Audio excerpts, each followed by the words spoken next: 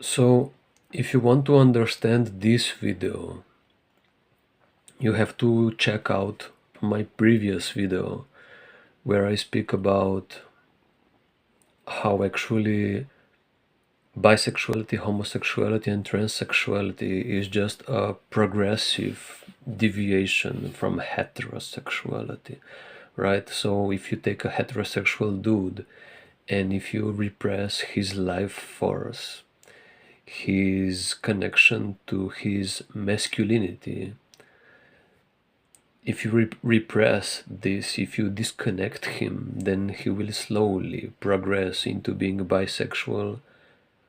A more disconnection brings homosexuality, and then the highest disconnection brings transsexuality.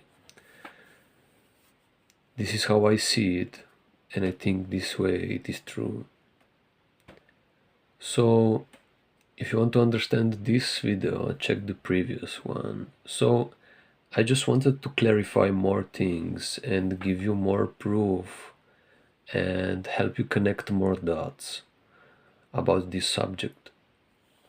So in the previous video I said also that these people will anyway go extinct, but actually this goes for all people that will not adapt to evolution, right? Because we are constantly achieving evolution and we are evolving finally, slowly into the harmony, into our naturality.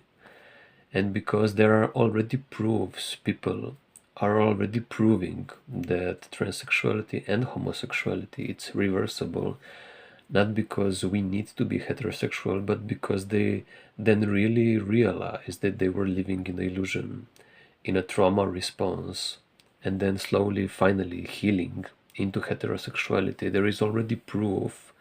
There is one dude after 25 years, something around that, like his whole life living as a transsexual woman, and then finally in his middle age finally realizing that he actually never was a woman, that he is a man, but he already has done all of the operations, right? So there is this dude. If you want more information, comment and I will give you the links to this dude. And there are already then younger people that were like homosexual and transsexual that have healed and became heterosexual. So there are already people reversing these states, and this is just a confirmation, right? I have, even without this confirmation, I already had strong intuition that this is a disease, a deviation, a trauma response, and a fluidity, a sexual fluidity, just an energetic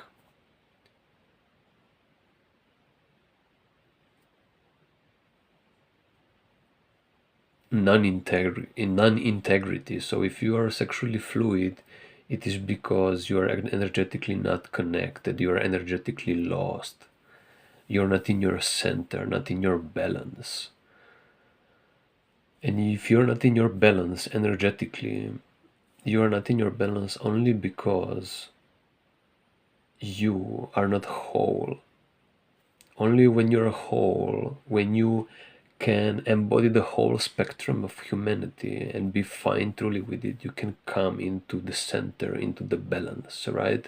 So the people that are not in the center, in the balance, which is our heterosexuality here in the context of sex, it's because they are not fine with being whole, because they still have fear of being their whole self, and this is because they haven't processed the fear of accepting their dissociated parts that are in dissociation because they fear them, still living in this trauma response, right? Because when you're traumatized, you then fear a part of yourself, because when you showed that part of yourself, you were rejected in it. and then we our whole life we not resolve these things from childhood, we remain living in trauma response, right? This is how I was my whole life, and this is how everybody is their whole life, and very few people actually resolve these things.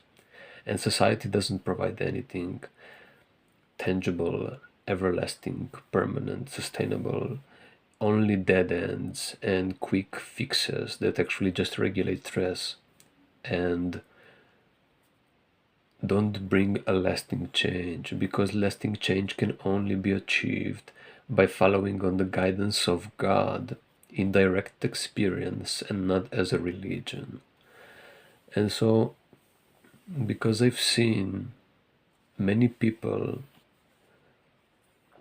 that maybe even think of themselves as conservatives, they are not. If they had more understanding, they could help young people and other people change and not just hate on them, right?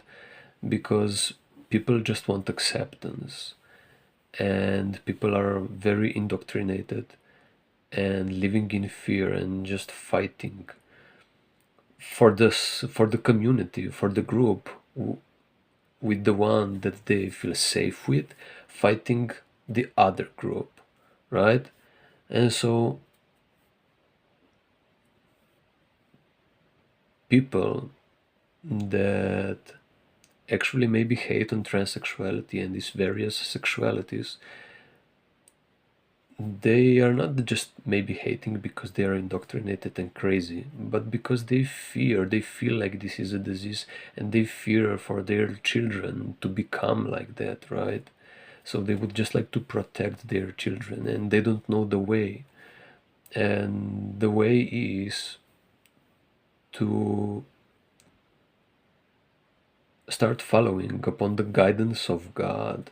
I cannot explain this in this video because my whole school is about how to and what to do, how it looks and how it is done. This acceptance of God in your life in direct experience, not as a religion or a belief in idea of God, but as in direct experience, following upon the guidance of God, following upon your intuition, following upon the life force, the inspiration in the moment coming from life, upon the life that's provided to you by God. You believe in God or not doesn't matter. You didn't give life to yourself, and you're not sustaining your life right now. It is being provided to you from within your experience. You can say God, you can say source, you can say Mother Nature, you can say force, whatever, or universe, however you want to call it. It doesn't matter. We didn't create this reality, so something much bigger created it. And that much bigger, it's providing, gave you life, it's providing it every step of the way, and it will take your life from this reality into heaven. And so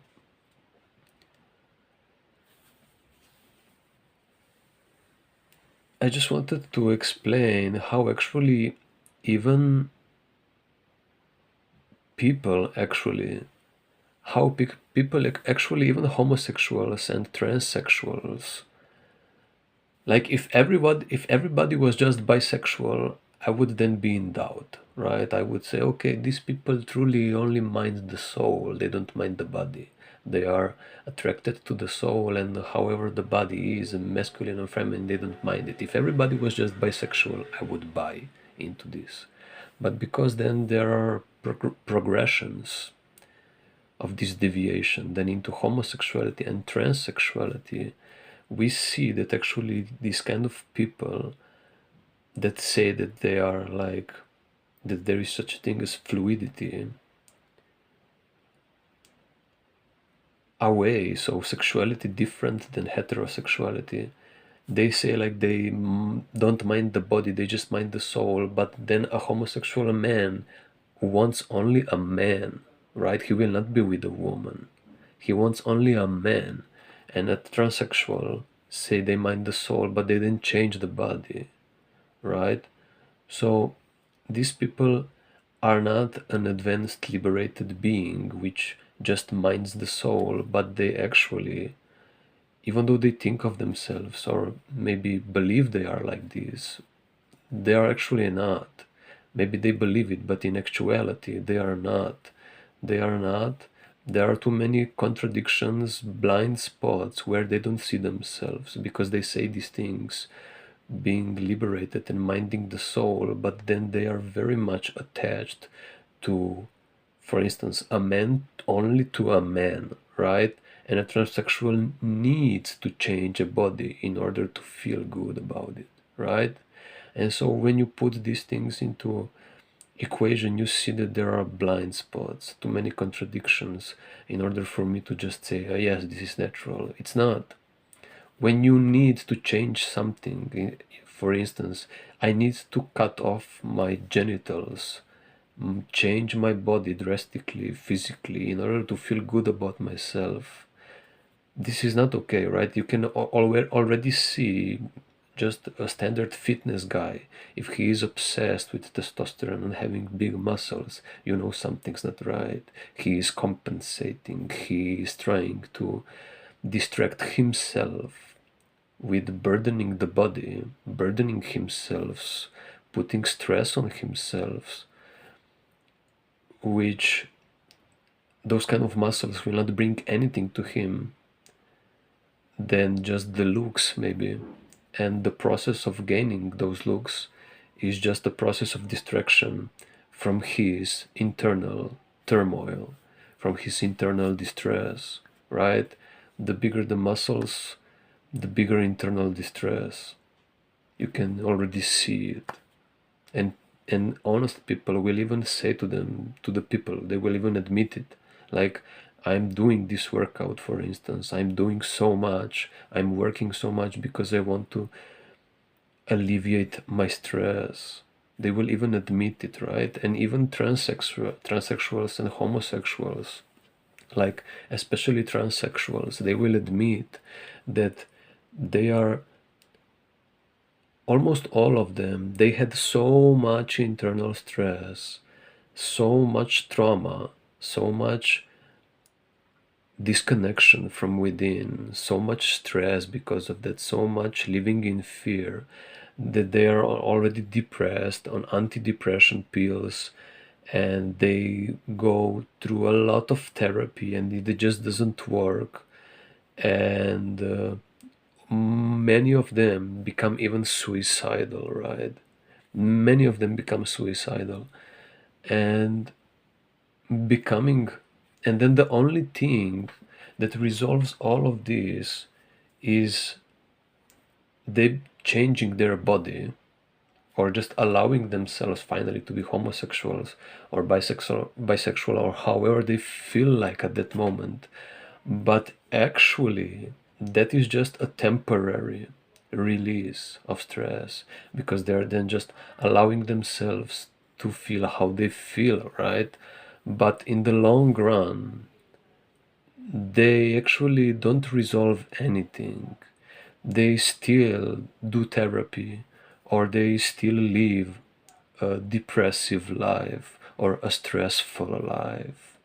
Even if you're not depressed, you maybe now be a homosexual or bisexual or transsexual, but you're still somehow alleviating, trying to process stress, thinking about trauma, and you're realizing that you are still living in fear.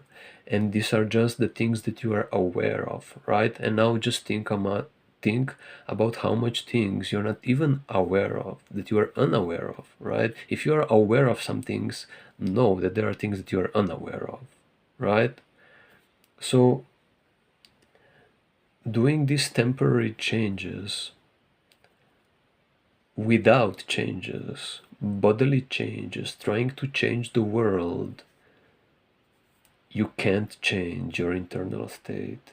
You have to change your internal state to change the internal state. You can't change how you feel by changing the world, circumstances, and your body. This doesn't bring a lasting satisfaction, no matter who you are. Just look at the millionaires, right?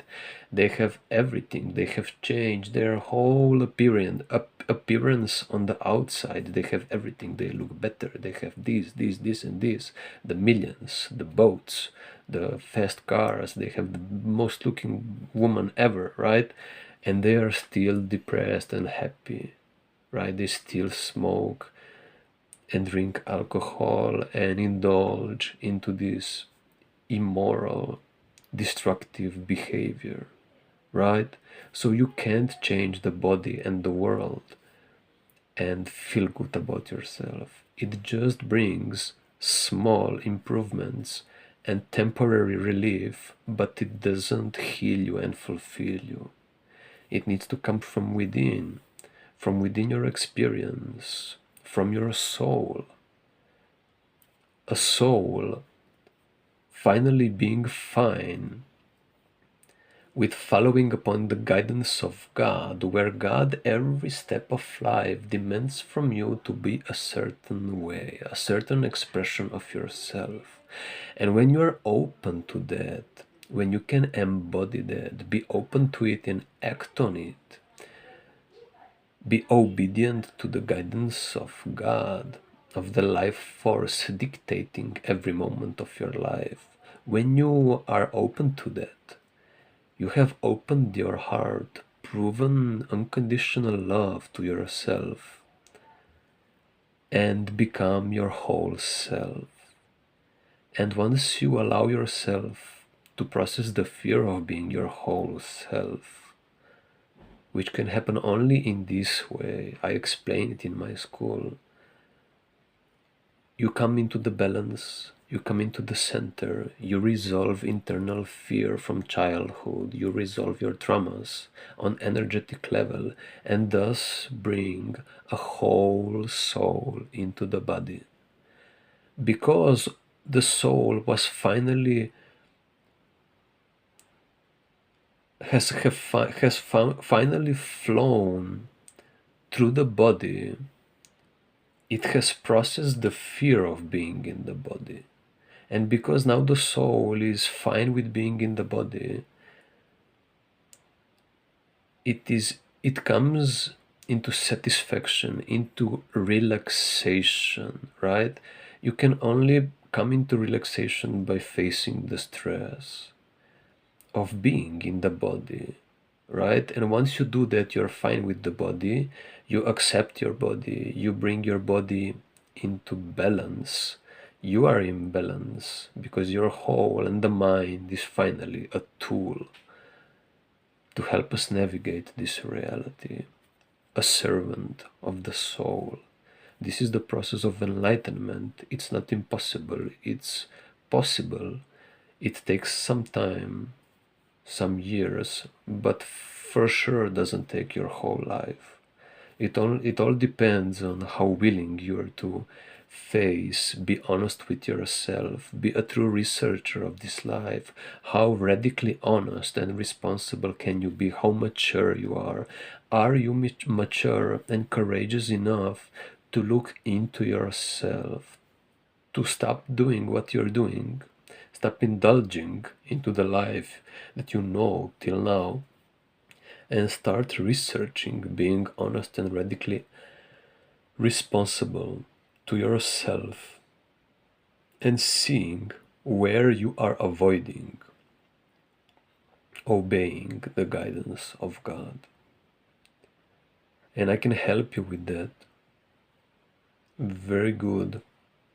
I'm very experienced, but I'm not perfect, right? I'm just a human. I still sometimes have problem